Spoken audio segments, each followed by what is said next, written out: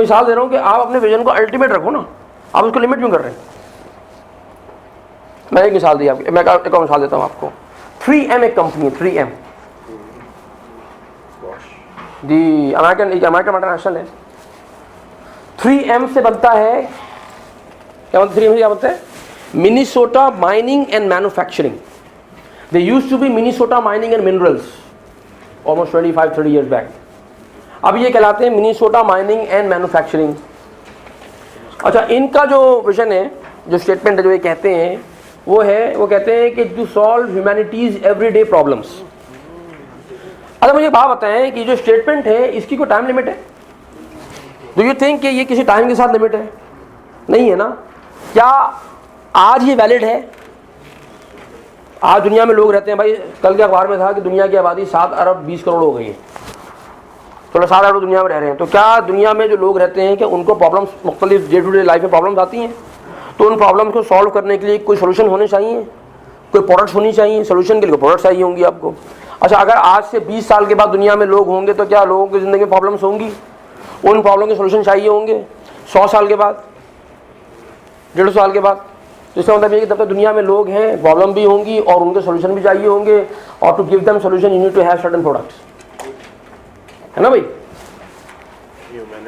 तो ये समझदार लोग थे, इन्होंने क्या किया, उन्होंने कहा यार कि माइनिंग एंड मैन्युफैक्चरिंग में क्या को फंसे हुए, पहले तो माइनिंग और उससे निकलो, मिनरल से निकलो। तो they moved into from mining and minerals to manufacturing. इसका मतलब मैन्युफैक्चरिंग में तो you can manufacture anything.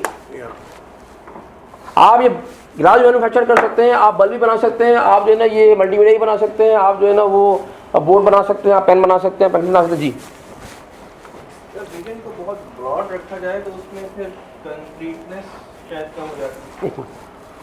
Let me finish my argument, ठीक है, फिर बात करते हैं इसके ऊपर। मुझे अभी पूरा करने दें मुझे, तो 15-20 मिनट के लिए फ्रीज कर लें। Let me give you few examples, ताकि पहले हम इस कॉन्सेप्ट को समझें। आप इस कॉन्सेप्ट के बाद क्या होता है क्या नहीं होता वो देखेंगे बाद में। 1982-83 में एक प्रॉब्लम दुनिया में लोगों को फेस होना शुरू हुआ, ह्यूमैनिटीज एवरीडे प्रॉब्लम।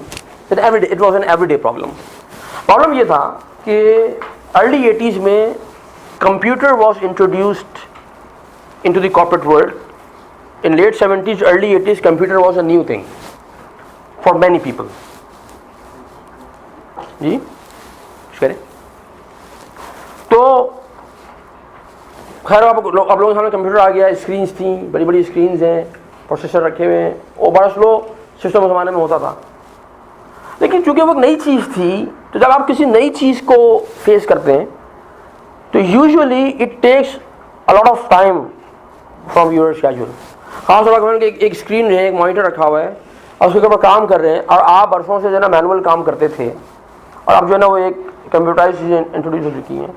तो लोगों को प्रॉब्लम ये फेस होना शुरू हुआ वेस्ट में, क्योंकि उस हमारे कंप्यूटर वहाँ पर आए थे, हमारे पास ऑल डेटा आया कॉर्पोरेट एनवायरनमेंट में। तो प्रॉब्लम ये फेस होना शुरू हुआ लोगों को कि यार जब हम ये इस पर होते हैं तो हमारी काफ़ी ज़्यादा कॉन्सेंट्रेशन जो है वो चली जाती है इस स्क्रीन पे। तो हमारी जो डे टू डे चीज़ें होती हैं, जो छोटे छोटे काम होते हैं, किसी को फ़ोन करना है, किसी को कुछ चीज़ लेनी है, किसी को कुछ चीज़ देनी है, ये हम भूल जाते हैं।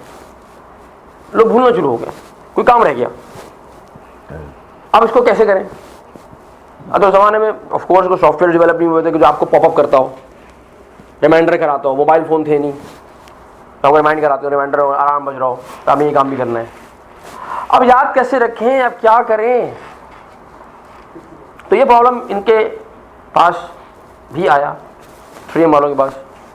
और 3M की एक पॉलिसी उस ज़माने में थी, अभी भी शायद है, और उनकी पॉलिसी ये है कि अगर कोई प्रॉब्लम है जो जनरली दुनिया में लोग फेस कर रहे हैं और आपके पास कोई आइडिया है उस प्रॉब्लम को सॉल्व करने का, तो आप वो आइडिया लेकर आएँ, उस आइडिया पे रिसर्च करके प्रोडक्ट बनाएंगे। अगर प्रोडक्ट बन गई और कमर्शियल हो गई और वो हिट हो गई, चल गई, तो उस प्रोडक्ट से जितना प्रॉफिट होगा ना, जो बंदा वो आइडिया लेकर आया है उसका रेस्ट ऑफ द लाइफ उसका शेयर होगा उसके प्रॉफिट में। तो this idea is available to everybody in the company ना। अब वो स्वीपर है, ऑफिस बॉय है, वो क्लर्क है, वो मैनेजर है, वो CEO है, अब हर आदमी जो है ना कुछ हो सकता है। अब कहते भाई ये आइडिया है, इस आइडिया पे ये प्रोडक्ट ऐसी कोई प्रोडक्ट बन जाए उससे ये मसला हल हो सकता है। तो वो ट्राई करते हैं, टेस्ट करते हैं, ट्रायल करते हैं, अगर हो जाए तो ठीक है। तो उनका कोई बंदा था जो कि कोई बहुत हसीना आदमी था, जूनियर आदमी था, उसने एक आइडिया दिया। उसने एक आइडिया दिया, उस आइडिया पे उन्होंने काम किया और उस आइडिया पे काम करने के नतीजे में उस ज़माने में एक प्रोडक्ट इन्होंने लॉन्च की और प्रोडक्ट हिट हो गई और प्रोडक्ट आज तक चल रही है और उस प्रोडक्ट को कहते हैं post-it notes, 3M post-it notes.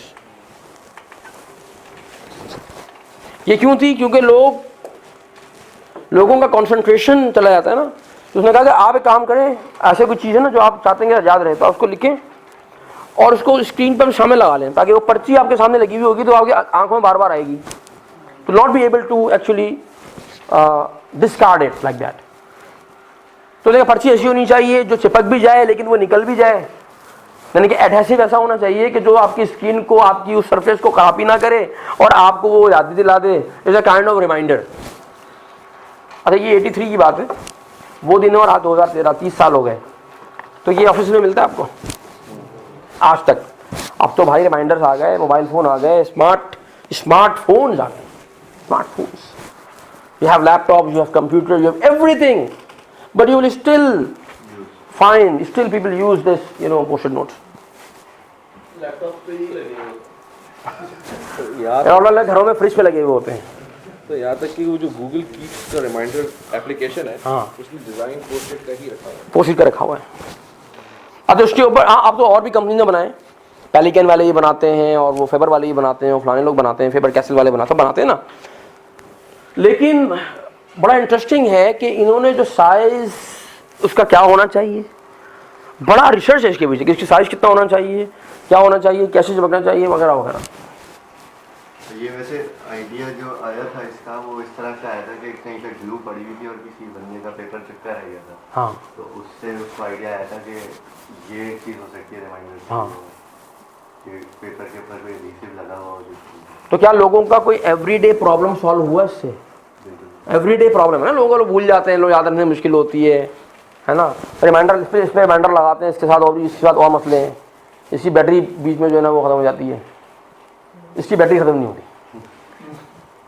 इसकी बैटरी ख़त्म हो जाती है तो वो लोगों के साथ जो है ना वो इशू हो जाता है, कभी कुछ हो जाता है, कभी कुछ छिन भी जाता है बेचारा। ये कोई चिंता भी नहीं, मुझे याद रखो,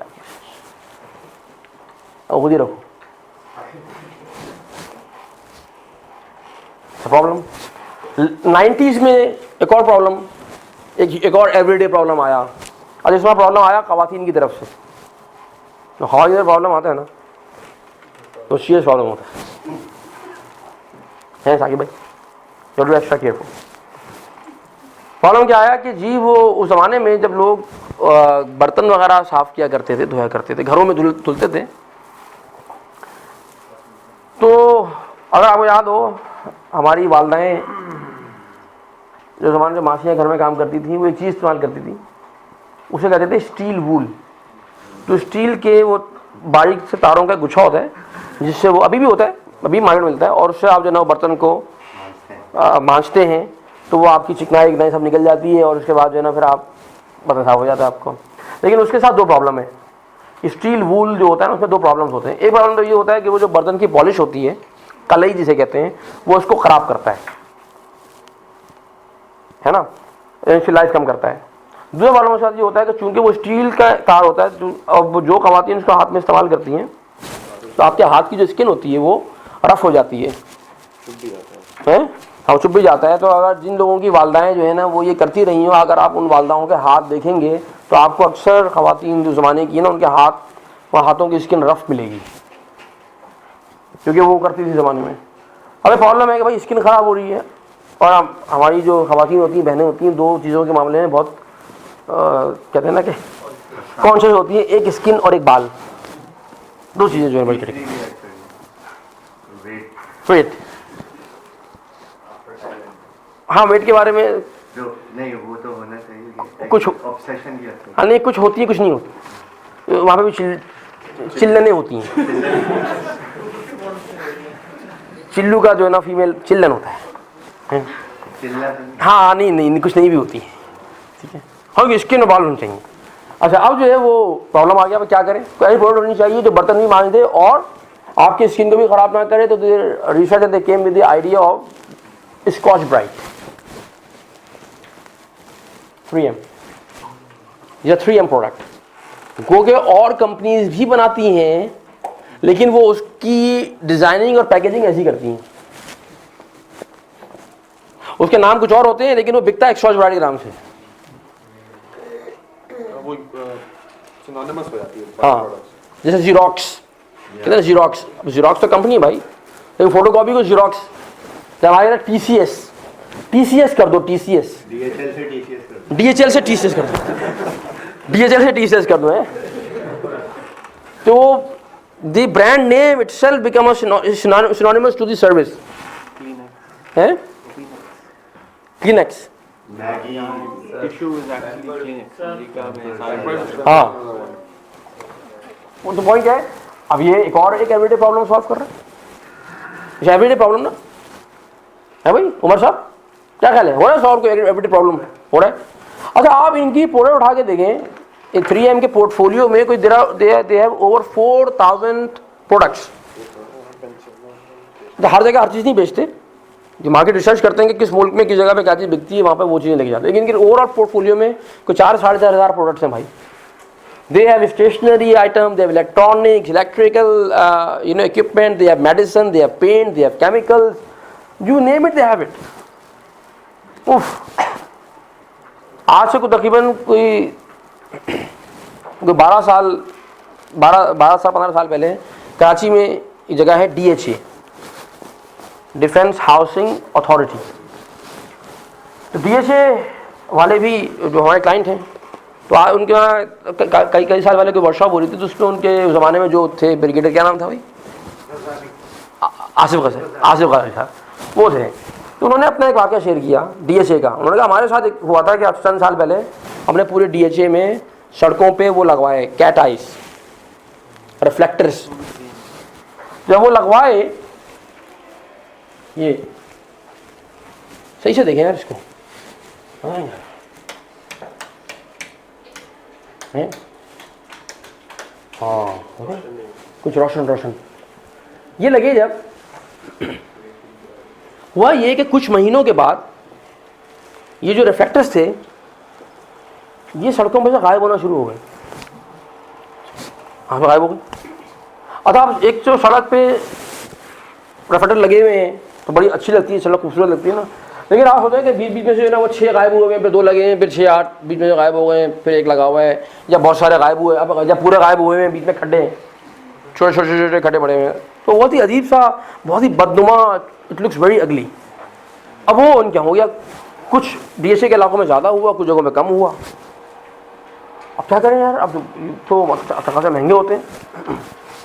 तो रिसर्च की तो पता क्या लगा, ये कौन चोरी करता है? हैं? नहीं,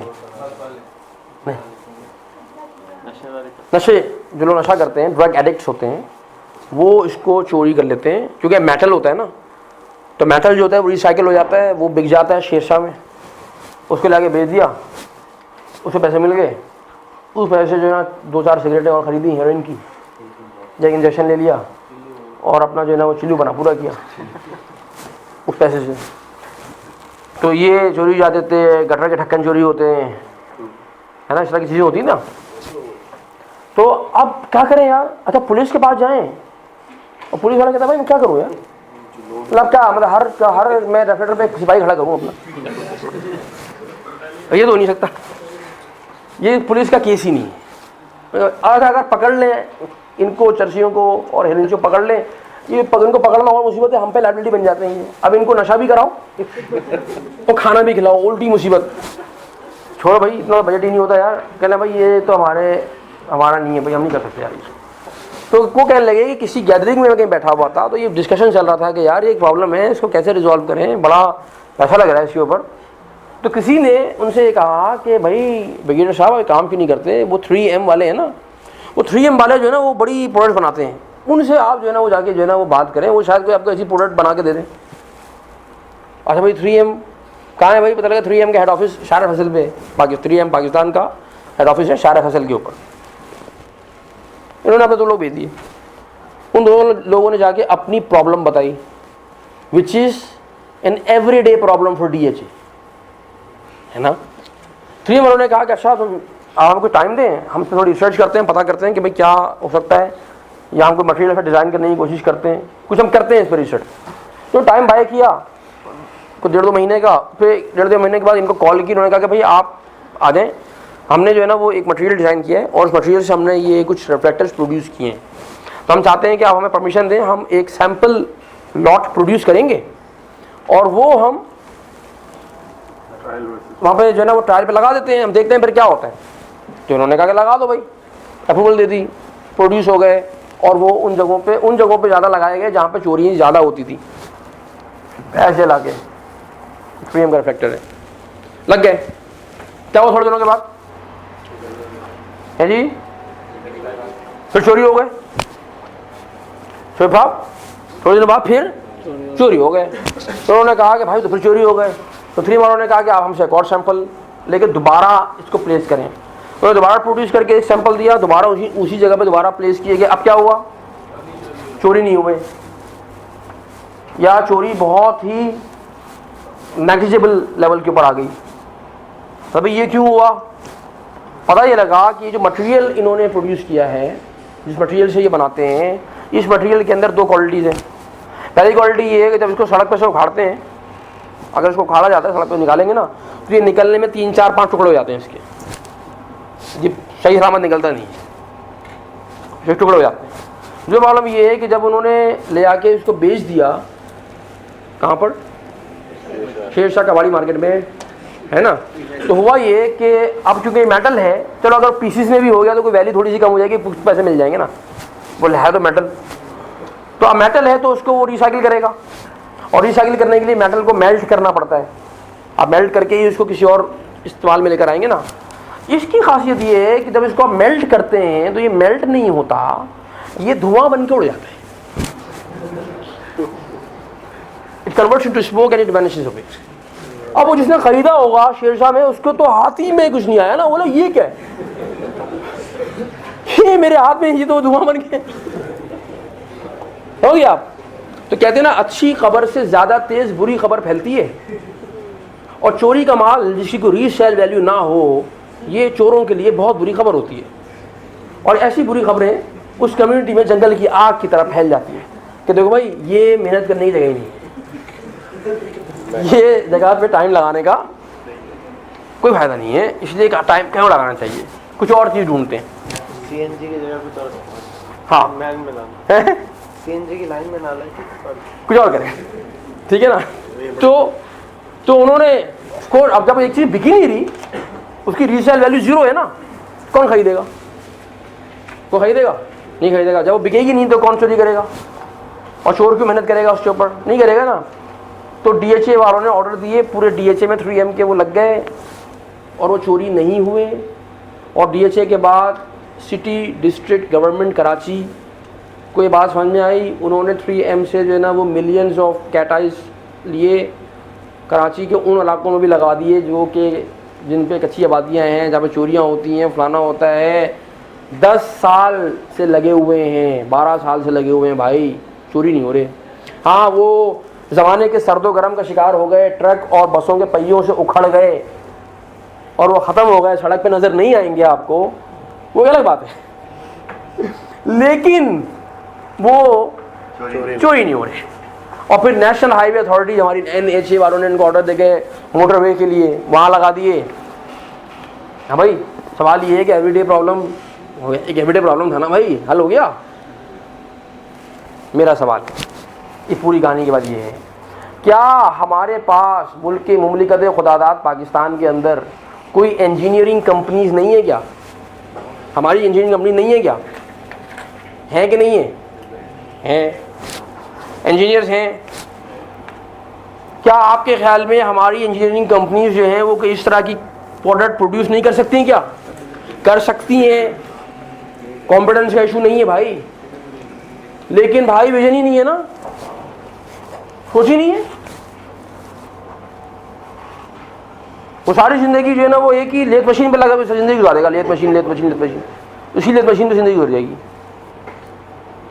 वो सारी ज़िंदगी जो है ना बेचारा वो पंखे सही करने में गुजार देगा, वो ख्याल नहीं आएगा कि भाई मेरे पास जो स्किल है अब चूंकि उनका विजन है ना to resolve humanities everyday problem, this is a problem. चूंकि वो विजन है ना, पता क्या हो रहा है, उसका फायदा क्या हो रहा है, vision enables you to identify opportunities which are readily not apparent. Opportunity for rest of the world it's a difficulty, for them it's an opportunity। और 3M ने सिर्फ इस एक प्रोडक्ट से, एक प्रोडक्ट बात कर रहा हूँ, कैट आइज, पाकिस्तान जैसे गरीब मुल्क से मिलियंस ऑफ डॉलर्स बना लिए भाई। They made millions of dollars out of that one। जी एनपी क्रीट वालों ने भी बड़ा, एनपी क्रीट जो है हाँ वो भी पूरे पाकिस्तान में चलते हाँ, उनके वो लगे होते हैं ना पेपर्स, उन्होंने कांच काट दिया था, उन्होंने काट। भाई बात तो उसकी है ना, आप कितना आप टाइम से लिमिट करोगे आप फंस जाओगे भाई। आप अनलिमिटेड सोचो, आपके विजन के अंदर इतनी ब्रेड्थ होनी चाहिए कि वो टाइम से लिमिट नहीं कर रहे हैं आप उसको। हाँ टाइम से लिमिट करें, but that intermediate vision should take you closer to that ultimate vision। मैं आपको एक मिसाल दी, let me give you another example। Indus hospital, Indus hospital जब विजनिंग का प्रोसेस हो रहा था तो हम सोच रहे थे कि we like to establish a hospital that will be 100% free, action driven free medical care, a hospital। लेकिन जब विजनिंग का प्रोसेस हुआ, उस प्रोसेस में बात आई कि भाई एक हॉस्पिटल से क्या होगा यार, एक हॉस्पिटल बना लोगे भाई आप, एक हॉस्पिटल जो है ना वो तो 10 साल में, 15 साल में, 20 साल में हो जाएगा। फिर तो अगर आप 1500 बेड का हॉस्पिटल बना लें, 1500 बेड का भी हॉस्पिटल बना लें आप, तो 1500 बेड के हॉस्पिटल की पाकिस्तान की आबादी के साथ क्या रेशो है, कुछ भी नहीं है। इवन कराची की आबादी में क्या उसकी जो है ना वो रेशो है, नथिंग, कुछ भी नहीं है। तो फिर उस ज़माने में 2004 की बात बता रहा हूँ कि कहा नहीं एक हॉस्पिटल से नहीं होनी चाहिए। देन तो फिर विजन ये बना कि we need to have a foundation. तो फिर एक फाउंडेशन वजूद में आई थी, उसका नाम है रुफैदा फाउंडेशन। डॉक्टर साहब बताया होगा आपको रुफैदा फाउंडेशन का। रुफैदा फाउंडेशन एक फाउंडेशन बनी। रुफैदा जो है वो एक सहाबिया का नाम है, हज़रत रुफैदा रज़ी अल्लाह ताला अन्हा। ये तारीख़ इस्लाम की पहली खातून थी जिनको हुजूर अकरम सल्लल्लाहु अलैहि वसल्लम ने एक ग़ज़वे के मौके पे जो सहाबा ज़ख्मी हो जाते थे उनको फ़र्स्ट एड देने का, या उनको जो है ना वो कहना चाहिए ना, उस ज़माने में जो सर्जरी की स्किल्स थी वो करने का हुक्म दिया था, क्योंकि उनका ये एरिया था और वो इस चीज़ में बहुत ही एक्सपर्ट थी। तो हज़रत रुफैदा रज़ी अल्लाह ताला अन्हा को तारीख़ इस्लाम की पहली सर्जन भी कहा जाता है, पहली खातून सर्जन कहा जाता है। उनके नाम पे एक फाउंडेशन बनी, रुफैदा फाउंडेशन। और उस फाउंडेशन का विजन ये बना कि we like to develop a network of hospitals globally that will provide excellent driven medical care free of cost. Why Pakistan, why only Pakistan, why only Karachi, दुनिया में जाएंगे।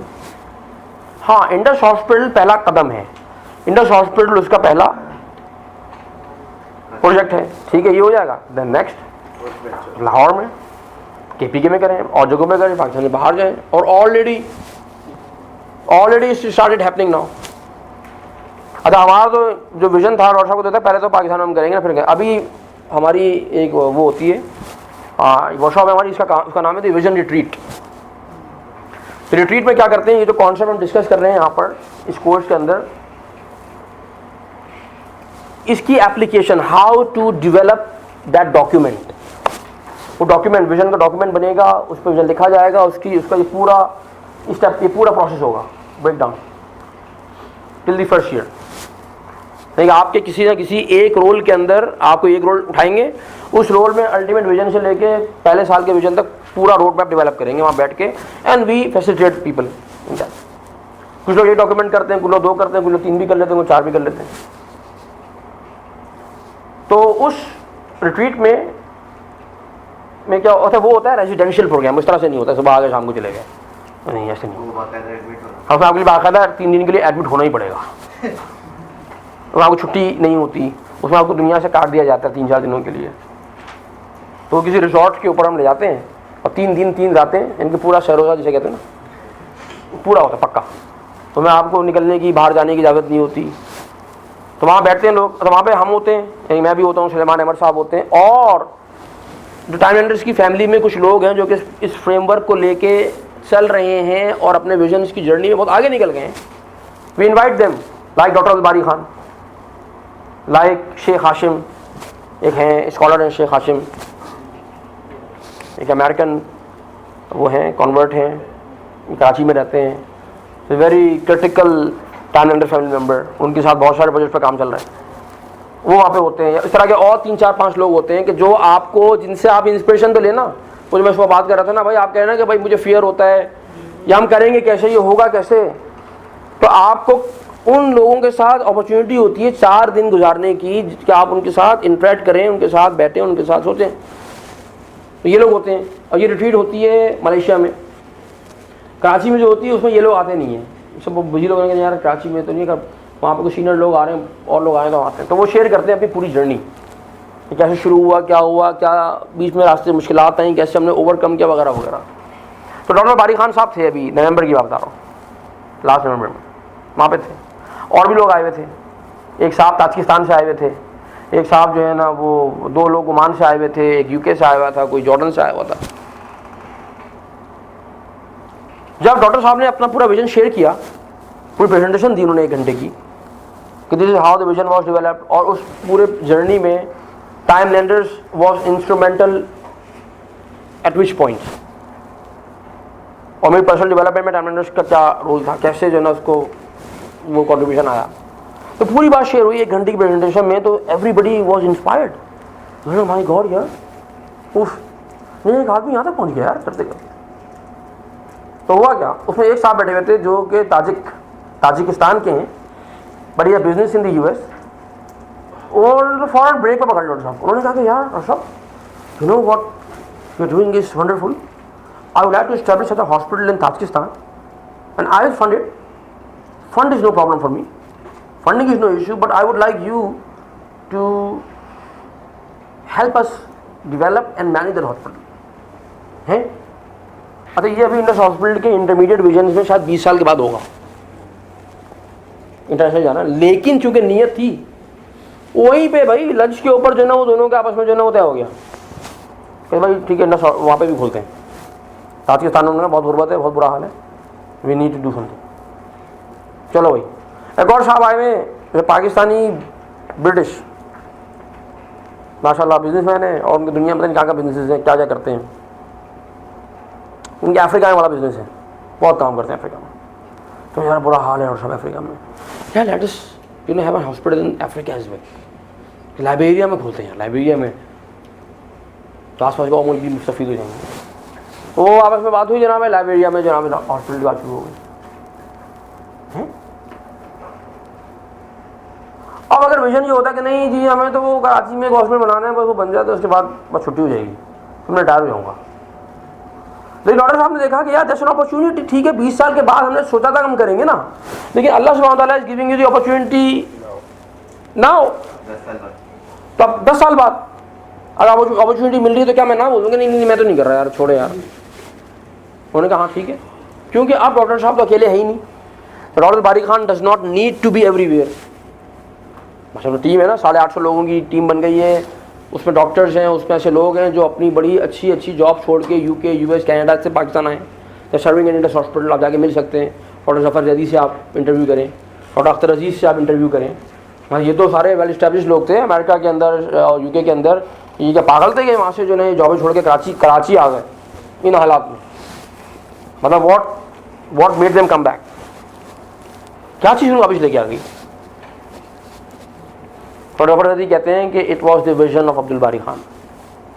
कहने जब उसने अपना विजन शेयर किया उन्होंने 10 साल पहले, तो हमें शर्म आ रही थी। तो डॉक्टर जैदी ने कहा मैं सोचा था कि मैं भी तो डॉक्टर हूँ यार, तो मैंने तो नहीं सोचा, देवर बैचमेट्स। इन्होंने इसने सोचा यहाँ तक पहुँचे करना गया, आप कुछ तो करो यार, क्या ज़िंदगी भर के पाउंड डॉलर बनाता रहूँगा क्या मैं? यानी कोई टेनी केम बैक। तो अब तो बहुत सारे लोग हैं ना, Zafar Zaidi can go, he can you know help, after Aziz Sahab can go, and other people can go and grow the vision हैं? जैसे शकील अख्तर साहब इस वक्त डॉक्टर शकील जो हमारे शकील अख्तर साहब हैं, जो अब इंडस हॉस्पिटल का किसी ने कहा भी था, Indus hospital also paperless hospital, it's also paperless hospital ना, इसमें किसी मरीज की फाइल वाइल नहीं बनती, फाइल पेपर टेम्परेचर लिखा नहीं जा रहा, बट ऑल इलेक्ट्रॉनिकली मैनेज। अब जिन साहब ने उसको लीड किया था इस प्रोजेक्ट को पेपरलेस बनाने के, शकील अख्तर भाई शकील अख्तर साहब जो हैं वो उन्होंने अपनी डेवलप कर लिया। अब now he in Islamabad, he is working with Pakistan army के जो वो हैं आपके जो होते हैं CMH, कंबाइंड मिलिट्री हॉस्पिटल्स, तो there are I think 43 CMH in Pakistan. तो शकील अख्तर साहब is working with their team to make all of the CMH paperless.